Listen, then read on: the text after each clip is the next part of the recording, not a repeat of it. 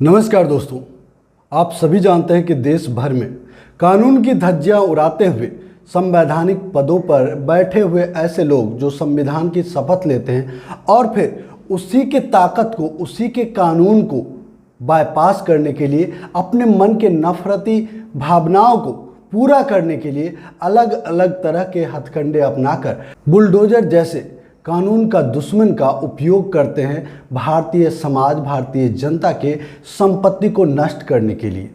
इसी के खिलाफ भारत की महान परंपराओं के अनुसार सुप्रीम कोर्ट के 3 पूर्व जज और देश के अलग अलग हाई कोर्ट के 3 पूर्व चीफ जज सहित 12 लोगों ने उन तमाम संवैधानिक पदों पर बैठे हुए सत्ताधीशों के खिलाफ चीफ जस्टिस ऑफ इंडिया को सुओ मोटो यानी कि स्वतः संज्ञान लेने का निवेदन किया है। दोस्तों, जैसा कि आप सभी जानते हैं कि देश भर में खास करके योगी आदित्यनाथ बुलडोजर के सबसे बड़े पैरवीकार बन चुके हैं। यही नहीं, बुलडोजर का प्रतीक भी बन चुके हैं। हर चीज में बुलडोजर उनका पहला हथियार होता है। कहीं ना कहीं संवैधानिक पदों पर बैठने के बाद, संविधान की शपथ लेने के बावजूद वो संविधान के खिलाफ लगातार कार्यरत हैं और भारत देश की जनता, जिसे आज मुखर होना ही चाहिए था, लेकिन इसके बावजूद मौन साधे हुए। क्यों? क्योंकि यह कार्रवाइयां तो एक वर्ग विशेष के खिलाफ हो रही है ना, उनके खिलाफ तो नहीं हो रही है। दोस्तों, ऐसा भी नहीं है कि उनके खिलाफ नहीं हो रही है, लेकिन खास तौर पर यह कार्रवाई एक विशेष वर्ग के खिलाफ हो रही है। तो ऐसे में कहीं ना कहीं जो नफरत के बीज भारत देश की जनता के मन में बोया गया है, एक विशेष समाज के प्रति, एक विशेष धर्मावलंबियों के प्रति, वह दाना पानी पा रहा है। और कहीं ना कहीं ये दाना पानी ही है जो आज लोगों को चुप्पी साधने में मदद कर रहा है। दोस्तों, जैसा कि आप सबको पता है कि उत्तर प्रदेश में 10 जून को भारतीय जनता पार्टी के प्रवक्ता नुपुर शर्मा और नवीन जिंदल के विवादित बयान के बाद देश भर में उसके खिलाफ कार्रवाई की मांग उठी। सरकार बहादुर अब भी उस पर कार्रवाई करने से बच रही है, पता नहीं क्यों, जबकि विदेशों में अपने काउंटर पार्ट के सामने उसने खुद कबूला है, बोला है कि यह तो फ्रिंज एलिमेंट है, असामाजिक तत्व है, नक्सली है। तो मुझे लगता है कि सरकार पर हमें बार बार कहूँगा कि विश्वास है, क्योंकि सरकार जब देश में कुछ बोलती है तो कई बार हम जुमलेबाजी या जुमलेबाज कह सकते हैं, लेकिन जब विदेशों में अपने काउंटर पार्ट को कुछ कहते हैं तो मुझे लगता है कि उस पर भरोसा करना ही चाहिए। और जब हम भरोसा करते हैं तब सरकार से ये उम्मीद करते हैं कि सरकार बहादुर जब ऐसी बातें अपने देश, खास करके उस पार्टी के नेताओं के लिए बोला है जो उनकी पार्टी से बिलोंग करते हैं, उनकी बातों को ही, उनकी विचारधाराओं को ही नेशनल मीडिया पर रखते हैं, ऐसे लोगों के खिलाफ ऐसी बातें कहते हैं, तो कहीं ना कहीं उस पर उन्होंने रिसर्च किया होगा, जांच किया होगा तब तो।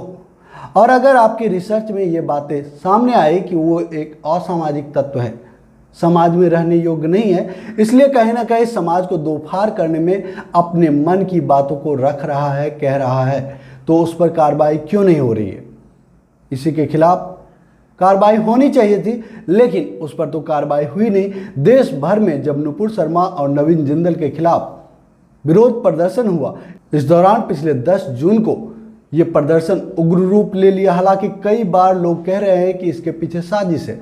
साजिश हो भी सकती है, क्योंकि ये तमाम कांड आप सबको पता है कि मुस्लिम समाज खास करके जो पीड़ित रहा है इस मामले में, उसे इस तरह के प्रदर्शन, हिंसात्मक प्रदर्शन करने की कोई आवश्यकता नहीं थी, क्योंकि वह जानता है कि हमारा जो सवाल है, हमारे जो मुद्दे हैं, उसके कारण भारत सरकार, भारतीय जनता पार्टी पहले से दबाव में है।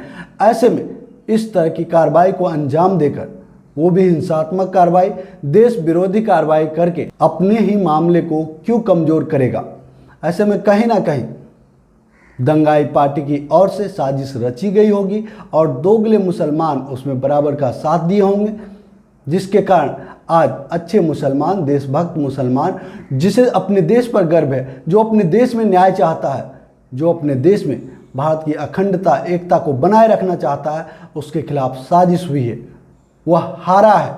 ऐसे में वो भला इस साजिश का हिस्सा कैसे हो पाता? लेकिन भारतीय जनता पार्टी के प्रवक्ता, नेता पर कार्रवाई तो नहीं हुई, लेकिन 10 जून को जो तमाम हिंसात्मक कार्रवाई हुई, उसके कारण जिसने हिंसा किया नहीं किया, बिना जांच के उनके घरों पर एक के बाद एक बुलडोजर चलाए जा रहे हैं और इसी के खिलाफ देश भर के वो लोग जिन्हें देश में कानून का राज अच्छा लगता है, जो कानून संविधान के पैरवीकार हैं, उन्होंने वर्तमान सीजेआई को पत्र लिखकर इस पर हस्तक्षेप की मांग की है। उनसे निवेदन किया है कि इस मामले में स्वतः संज्ञान लेकर देश में वापस से तानाशाही सरकार को नसीहत देकर उन्हें ऐसा कुछ करने से रोका जाए ताकि देश में संविधान का राज बचा रहे।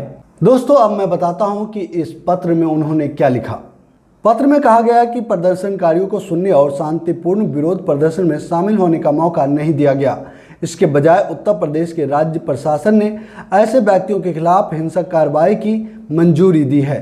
पत्र में यह भी लिखा गया कि मुख्यमंत्री ने आधिकारिक तौर पर अधिकारियों को दोषियों के खिलाफ ऐसी कार्रवाई करने के लिए प्रोत्साहित किया गया कि यह एक उदाहरण स्थापित कर सके ताकि कोई भी अपराध ना करे या भविष्य में कानून अपने हाथ में ना ले।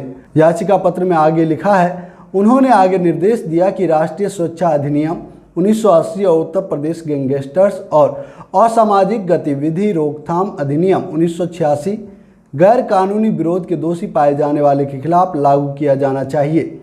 इस टिप्पणी ने पुलिस को क्रूरता और गैर कानूनी रूप से प्रदर्शनकारियों को यातना देने के लिए प्रोत्साहित किया है। आप सब ने देखा कि उत्तर प्रदेश में कई जगहों पर हाजत में पुलिस लॉकअप में जिस तरह की यातनाएं खुलेआम दी जा रही है, यह कहीं से कानून का राज हो ही नहीं सकता। दोस्तों, मुझे याद नहीं आता, अगर आपको याद आता है तो बताएं, योगी आदित्यनाथ अपने पद पर बैठने के बाद से कब कानून के राज का उदाहरण पेश किया है? लेकिन ऐसा कई बार आप देख चुके हैं, हम देख चुके हैं, जब योगी आदित्यनाथ अपनी तानाशाही का रंग और रूप दिखाने से पीछे नहीं रहे हैं। अलग अलग मुद्दों पर वो मामलों को संवैधानिक तरीके से डील करने के बजाय अपने मन के नफरत को एक खास समुदाय के सामने परोसते हैं, उससे बदले की भावना से कार्रवाई करने से नहीं हिचकते हैं। कहीं ना कहीं यह एक मानसिक दुर्दशा को दिखाता है, मन के नफरत को दिखाता है, जिसकी दाना पानी बुलडोजर जैसी कार्रवाई से पूर्ण होती है। दोस्तों, अब मैं एक एक करके नाम गिनवाता हूँ, वो कौन लोग हैं जो योगी आदित्यनाथ और तमाम सरकारें जो बुलडोजर को कानून का प्रतीक बनाते जा रहे हैं। ऐसा लगता है कि बुलडोजर ही कानून है, कानून ही बुलडोजर है, जबकि ऐसा बिल्कुल भी नहीं है। एक एक करके उनके नाम मैं बताता हूँ।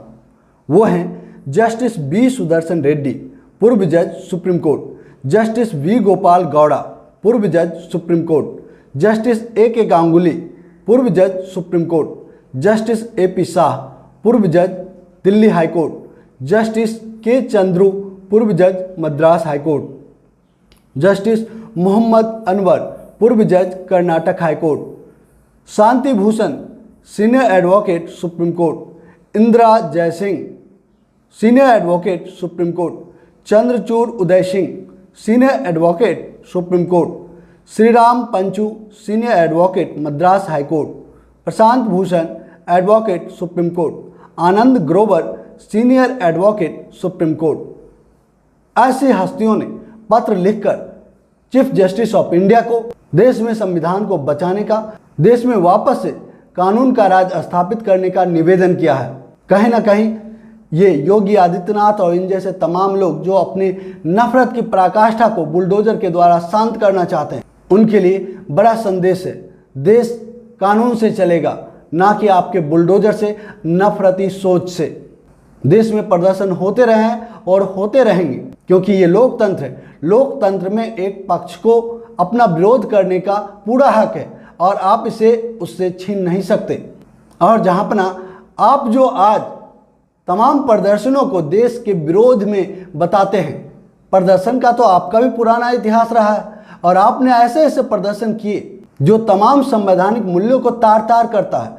और आपको देश को यह भी बताना चाहिए कि आपने जो प्रदर्शन किया, आपने जो उस दौरान तमाम देश की संपत्तियों को क्षति पहुंचाया, नष्ट किया, बर्बाद किया, क्या वो संपत्ति राष्ट्र की नहीं थी?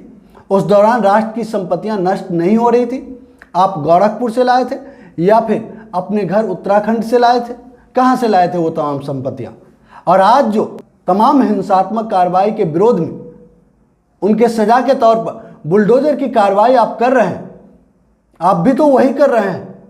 क्या बुलडोजर संविधान का प्रतीक हो गया, कानून का प्रतीक हो गया? जी नहीं, बुलडोजर कभी भी कानून का प्रतीक हो ही नहीं सकता। आप जिस तरीके से अवैध निर्माण को बुलडोजर की सहायता से आप तोड़ रहे हैं, नष्ट कर रहे हैं, वह भी देश की संपत्ति है।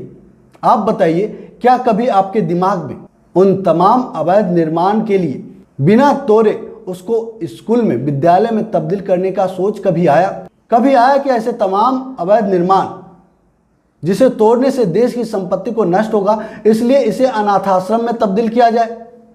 कभी नहीं आया होगा, क्योंकि आपकी ये सोच ही नहीं है।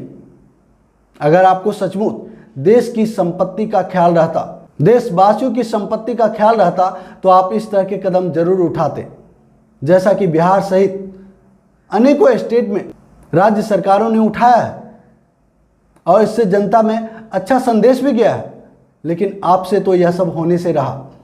दोस्तों, अंत में इतना ही कहूँगा कि सुप्रीम कोर्ट को जल्द से जल्द इस मामले में सुओ मोटो लेकर, स्वतः संज्ञान लेकर ऐसी सरकारों के खिलाफ कार्रवाई करनी चाहिए। इन्हें फटकार तो लगनी ही चाहिए, और सिर्फ फटकार से काम नहीं चलेगा, क्योंकि फटकार बहुत हो गया, फटकार इनके कानों तक पहुंचती ही नहीं। इन पर कार्रवाई होनी चाहिए, क्योंकि एक व्यक्ति जो जन साधारण है, अगर वो गलती करता है तो कानूनी सजा है उसके लिए। लेकिन एक व्यक्ति कानून का शपथ लेकर, संविधान का शपथ लेकर संवैधानिक पद पर है और इसके बावजूद वह संवैधानिक नियमों के, कानून की धज्जियां उड़ाता है, तो ऐसे लोगों के खिलाफ कड़ी कार्रवाई करके जनता में संदेश देने ही चाहिए, एक उदाहरण पेश करना ही चाहिए। आज देश के सर्वोच्च न्यायालय से देश की जनता को यही उम्मीद है और आशा है कि चीफ जस्टिस ऑफ इंडिया इस और एक कदम जरूर बढ़ाएंगे, कानून हित में, संविधान हित में, देश हित में। इस टॉपिक पर इतना ही। अगर हमारी बातें आपको अच्छी लगी, सच्ची लगी, वीडियो को लाइक कीजिएगा, शेयर जरूर कीजिएगा, और जो दोस्त पहली बार हमारे चैनल पर आए हैं, आपसे निवेदन है कि हमारे चैनल को सब्सक्राइब कर ले और घंटी के बटन को जरूर दबा दे, ताकि हमारा हर एक वीडियो सबसे पहले आपको मिले। जय हिंद, जय भारत, जय संविधान।